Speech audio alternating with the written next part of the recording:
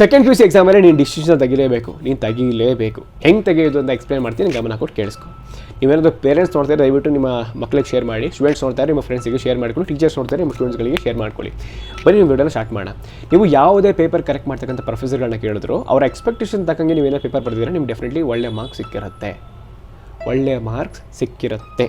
So ಇವಾಗ ನಾವೊಬ್ಬ student ಥರ ಯೋಚನೆ ಮಾಡೋದು ನಿಲ್ಲಿಸ್ಬಿಟ್ಟು ಪೇಪರ್ ಕರೆಕ್ಟ್ ಮಾಡೋರ ಥರ ಯೋಚನೆ ಮಾಡೋಣ. ನಮ್ಮ ಪೇಪರ್ ಕರೆಕ್ಟ್ ಮಾಡೋರಿಗೆ ಯಾವ ರೀತಿ ನೈಸಾಗಿ ಪೇಪರ್ ಬೇಕು, ಆ ರೀತಿ ಪೇಪರ್ ಹೆಂಗೆ ಬರೀತು ಅನ್ನೋದ್ರ ಬಗ್ಗೆ ಯೋಚನೆ ಮಾಡೋಣ. And that will solve our problem. ಆಯಿತಾ, ನಾವು ಒಳ್ಳೆ ಸ್ಕೋರ್ ಮಾಡಬೇಕು, ಅದಕ್ಕೆ ನಾವು ಎಫರ್ಟ್ಸ್ ಆಗ್ತಿಲ್ಲ ಅನ್ನೋ ಪ್ರಾಬ್ಲಮನ್ನು ಸಾಲ್ವ್ ಮಾಡುತ್ತೆ. ನಾವು ಏನೇನು ಬರ್ತಿದ್ದೀವಿ ಅದಕ್ಕೆ ಕಂಪ್ಲೀಟ್ ಮಾರ್ಕ್ಸ್ ನಮಗೆ ಸಿಗುತ್ತೆ. So let's understand that. ಇದನ್ನು ನಾನು 3 ಪೀಸಾಗಿ ಡಿವೈಡ್ ಮಾಡಿದ್ದೀನಿ. ಒಂದು ಹ್ಯಾಂಡ್ ರೈಟಿಂಗ್, ಇನ್ನೊಂದು ರೆಪ್ರೆಸೆಂಟೇಷನ್ ಮತ್ತು ಇನ್ನೊಂದು ರೆಪ್ರೆಸೆಂಟೇಷನ್ ಆರ್ಡರ್. ಈ ರೆಪ್ರೆಸೆಂಟೇಷನ್ 2 ಪೀಸ್ ಬರುತ್ತೆ.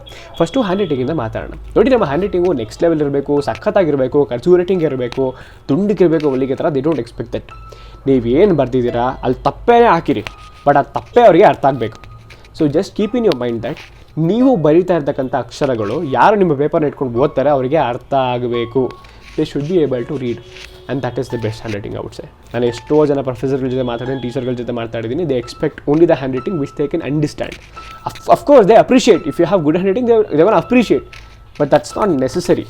They will not gonna judge a student based on his handwriting, to be honest. That's not fair, and I have understood this. Okay, and second piece ರೆಪ್ರೆಸೆಂಟೇಷನಲ್ಲಿ 2 piece ಬರ್ತವೆ. ಒಂದು quantity, ಇನ್ನೊಂದು quality. Quantity ನೋಡೋದಾದರೆ let's say 2 marker question ಇರುತ್ತೆ, ನೀವು ಅರ್ಧ page answer ಬರೆದಿರ್ತೀರ. ಅವ್ರಿಗೆ ಎಷ್ಟೋ ಪೇಪರ್ ಕರೆಕ್ಷನ್ ಮಾಡಿರುತ್ತೆ, ಅದ್ರ ಮೇಲೆ ನೀವೊಂದು ಟಾಸ್ಕ್ ಕೊಟ್ಟಾಗ ಆಗುತ್ತಿದ್ದು 2 ಮಾರ್ಕ್ಸ್ಗೆ ಇಷ್ಟೊಂದು ಆನ್ಸರ್ ಬರೆದಿದ್ದೀನಿ, ಆನ್ಸರ್ ಹುಡ್ಕೋ ನೀನೇ ಅಂದಂಗೆ ಆಗುತ್ತೆ. ಸೊ ಫಸ್ಟ್ರೇಷನ್ ಬರುತ್ತೆ ಅವರಿಗೆ, ಡೆಫಿನೆಟ್ಲಿ ನಿಮಗೆ ಮಾರ್ಕ್ಸ್ ಕೊಡದೇ ಹೋಗ್ಬಿಡ್ತಾರೆ. 2 ಮಾರ್ಕ್ಸ್ಗೆ ಎಷ್ಟು ಆನ್ಸರ್ ಬೇಕೋ ಅಷ್ಟು ಮಾತ್ರ ಬರೀರಿ. ಆ್ಯಂಡ್ ರೆಪ್ರೆಸೆಂಟೇಷನ್ದು ಇನ್ನೊಂದು ಪೀಸ್ ಬಂದುಬಿಟ್ಟು which is nothing but underline ಇದು ಕೀವರ್ಡ್ಸ್. ಲೆಟ್ಸ್ ಸೇ ಯಾವುದೋ ಒಂದು 5 ಮಾರ್ಕರ್ ಆನ್ಸರ್ ಇರುತ್ತೆ, ಅದರಲ್ಲಿ ಎಷ್ಟೋ ಕೀವರ್ಡ್ಸ್ಗಳಿರ್ತವೆ ವಿಚ್ ಇಸ್ ವೆರಿ ಇಂಪಾರ್ಟೆಂಟ್. ಅದನ್ನು ಹೈಲೈಟ್ ಮಾಡಿದ್ರೆ ಸಾಕು ನೀವು. ಓಕೆ, ಇದರಲ್ಲಿ ಎಲ್ಲ ಕೀವರ್ಡ್ಸನ್ನು ಅವನು ಮೆನ್ಷನ್ ಮಾಡಿದ್ದಾನೆ, ಓಲ್ದೇನು ಬೇಡ, ಮಾರ್ಕ್ಸ್ ಕೊಡೋಣ ಅಂತ ಹಿಂಗೆ ಮಾರ್ಕ್ಸ್ ಕೊಟ್ಕೊಂಡು ಹೋಗ್ತಾರೆ. ಆಯಿತಾ, next ordering, representation order. Let's say part A, part B, part C, part D ಅಂತ ನಿಮಗೆ ಸೆಕ್ಷನ್ ಇರ್ತವೆ ಅಂತ ಅಂದ್ಕೊಳ್ಳಿ. ನೀವು ಪಾರ್ಟ್ ಎ ಅವ್ರದ್ದು ನೆಕ್ಸ್ಟ್ ಪಾರ್ಟ್ ಡಿ ತೊಗೊಬಂದು ಆಮೇಲೆ ಪಾರ್ಟ್ ಸಿ, ಆಮೇಲೆ ಪಾರ್ಟ್ ಬಿ, ಮತ್ತೆ ಪಾರ್ಟ್ ಎ, ಈ ಥರ ಜಂಬಲ್ ಮಾಡಿ ಬರೆದರೆ ಅವರಿಗೆ ಕಷ್ಟ ಆಗಿಬಿಡುತ್ತೆ ನಿಮ್ಮ ಪೇಪರ್ನ ಕರೆಕ್ಟ್ ಮಾಡೋದಕ್ಕೆ. So try to be nice and try to write your answers in one sequence. First ಪೇಪರ್ನ ನೀಟಾಗಿ ಓದ್ಬಿಟ್ಟು ಒಂದು ಕಡೆಯಿಂದ ಇನ್ನೊಂದು ಕಡೆ ಗಂಟ ನೀಟಾಗಿ ಬರ್ಕೊಂಬಂದ್ಬಿಟ್ಟು, ಅದಾದಮೇಲೆ ನಿಮಗೆ ಯಾವ ಸೆಕ್ಷನಲ್ಲಿ ಡೌಟ್ ಇರುತ್ತೆ ಅದನ್ನು ಅಡಿಷ್ನಲ್ ಆಗಿ ನೀವು ಲಾಸ್ಟಲ್ಲಿ ಬರೀಬಹುದಾಗಿರುತ್ತೆ. They gonna consider that will be easy for them.